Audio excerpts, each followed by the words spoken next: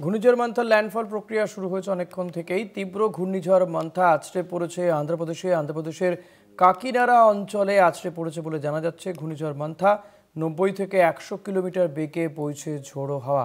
শাশ্বতী রায় রয়েছে আমার সঙ্গে নিউজ রুম থেকে সরাসরি। শাশ্বতী, এই মুহূর্তে কি পরিস্থিতি অন্ধ্রপ্রদেশ উপকূলে এবং উড়িষ্যাতে, যেখানে প্রভাব বেশি পড়ার আশঙ্কা করা হচ্ছে, সেখানকারই বা কি পরিস্থিতি?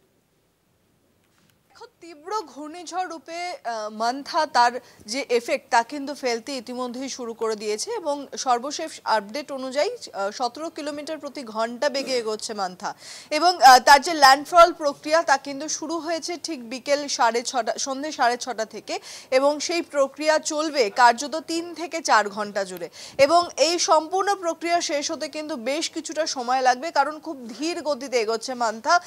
সাধারণত যেটা দেখা যায় যে ল্যান্ডফল প্রক্রিয়া হওয়ার পর আরো দ্রুত বেগে ঘূর্ণিঝড় এগিয়ে যায়, সেক্ষেত্রে এই তীব্র ঘূর্ণিঝড় বা সিভিয়ার সাইক্লোনিক স্টর্ম মান্থা তার গতিবেগ 17 কিলোমিটার প্রতি ঘন্টা এবং সেই গতিবেগে প্রায় 90 থেকে 100 কিলোমিটার ঝোড়ো হাওয়া নিয়ে বইছে এই মান্থা। তার প্রভাব যথেষ্ট মাত্রায় অন্ধ্রপ্রদেশের উপকূলবর্তী এলাকাতে পড়েছে, তার সঙ্গে সঙ্গে উড়িষ্যা বিহার উপকূলেও কিন্তু এর প্রভাব জারি রয়েছে। বাদ যাচ্ছে না পশ্চিমবঙ্গের উপকূলবর্তী জেলাগুলি এবং সেই জেলাগুলিতে ইতিমধ্যেই সতর্কতা রয়েছে বৃষ্টির এবং এই বৃষ্টির সতর্কতা কিন্তু বেশ কিছুটা বাড়বে আগামী কাল থেকে, কারণ এই ঘূর্ণিঝড় মান্থা যখন তার সম্পূর্ণ ল্যান্ডফল প্রক্রিয়া শেষ করবে তারপর এই ঘূর্ণিঝড় সিভিয়ার সাইক্লোনিক স্টর্ম থেকে ডিপ ডিপ্রেশনে রূপান্তরিত হয়ে আরও ক্রমাগত উত্তর থেকে উত্তর পশ্চিম দিকে অগ্রসর হবে, যার ফলাফলে উড়িষ্যা, বিহার, ছত্তিশগড় এবং পশ্চিমবঙ্গের বিশেষত উপরিভাগে বৃষ্টিপাতের তোড় কিন্তু ধীরে ধীরে বাড়তে শুরু করবে।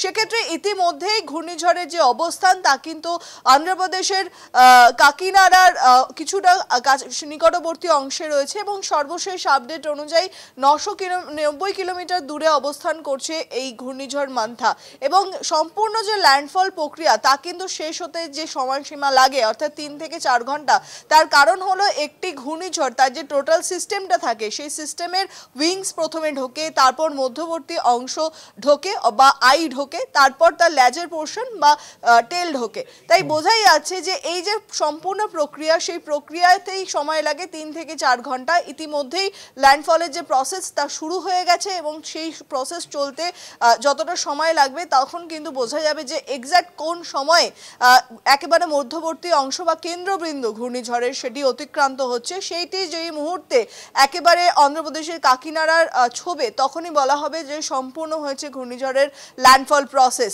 এবং সম্পূর্ণভাবে যখন তার টেল বেরিয়ে যাবে সেই অংশ দিয়ে তখনই বলা হবে যে এই সিভিয়ার সাইক্লোনিক স্টর্ম সেটি প্রবেশ করে গেছে সম্পূর্ণ ভূখণ্ডে এবং এই ভূখণ্ডে প্রবেশ করার পরেই তার শক্তি হারানোর কথা এবং সেই অনুযায়ী ডিপ ডিপ্রেশন রূপে সেটি আরও উত্তর উত্তর পশ্চিম দিকে অগ্রসর হতে চলেছে। ইতিমধ্যেই পশ্চিমবঙ্গের ক্ষেত্রে বলা হয়েছে যে আগামীকাল শহর কলকাতা সহ দক্ষিণবঙ্গের প্রায় সমস্ত জেলাতেই হালকা থেকে মাঝারি বৃষ্টি জারি থাকবে। বিশেষত উপকূলবর্তী জেলাগুলি যেমন 2 চব্বিশ পরগনা, 2 মেদিনীপুর এবং ঝাড়গ্রামের ক্ষেত্রে জারি রয়েছে ভারী বৃষ্টির সতর্কতা। কয়েক ফসলা করে ভারী বৃষ্টি হতে পারে উপকূলের জেলাগুলিতে। এছাড়াও মালদা এবং 2 দিনাজপুরের ক্ষেত্রে রয়েছে বিশেষ সতর্কতা।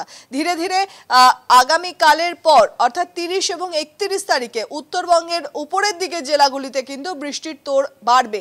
সেক্ষেত্রে ভারী থেকে অতি ভারী বৃষ্টির সতর্কতা জারি রয়েছে এই ডিপ ডিপ্রেশন থেকে।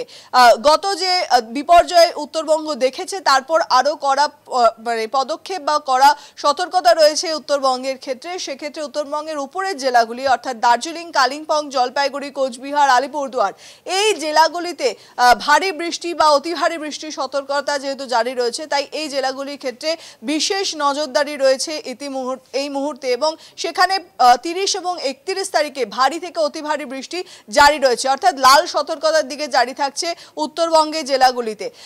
অপরদিকে পশ্চিমের জেলাগুলিতে কিন্তু সেই অর্থে বৃষ্টির তোড় কিছুটা কম থাকবে এবং আগামী 1 থেকে 2 তারিখ অর্থাৎ 1 এবং 2 নভেম্বরের পর সাধারণত পরিষ্কার আকাশ হওয়ার বার্তা দিচ্ছে। আবারও স্বাভাবিক ছন্দে ফিরতে পারে বঙ্গ এবং সেই অনুযায়ী সারা পশ্চিমবঙ্গ জুড়ে কিন্তু 2 তারিখের পর থেকে পরিষ্কার আবহাওয়া থাকার সম্ভাবনা জারি রয়েছে। তাই ঘূর্ণিঝড় ঘূর্ণিঝড় মান্থার যে প্রভাব, সেই প্রভাব কাটতে বেশ কিছুটা সময় লাগবে এবং আগামী 31 তারিখ পর্যন্ত বিক্ষিপ্তভাবে রাজ্যের সর্বত্রই বৃষ্টিপাত বজায় থাকবে।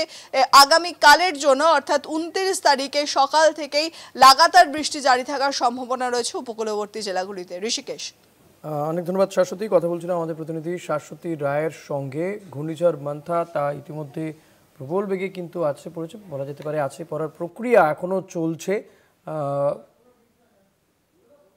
যে কারণে আন্ধ্র এবং উড়িষ্যা উপকূলে কিন্তু প্রবল ঝড় বৃষ্টিও চলছে। এ রাজ্যেও কয়েকটি উপকূলীয় অঞ্চলে বা উপকূলের জেলাগুলোতে কিন্তু সতর্কতা জারি করা হয়েছে। আগামীকাল এবং পরশু বৃষ্টি হওয়ার সম্ভাবনা রয়েছে।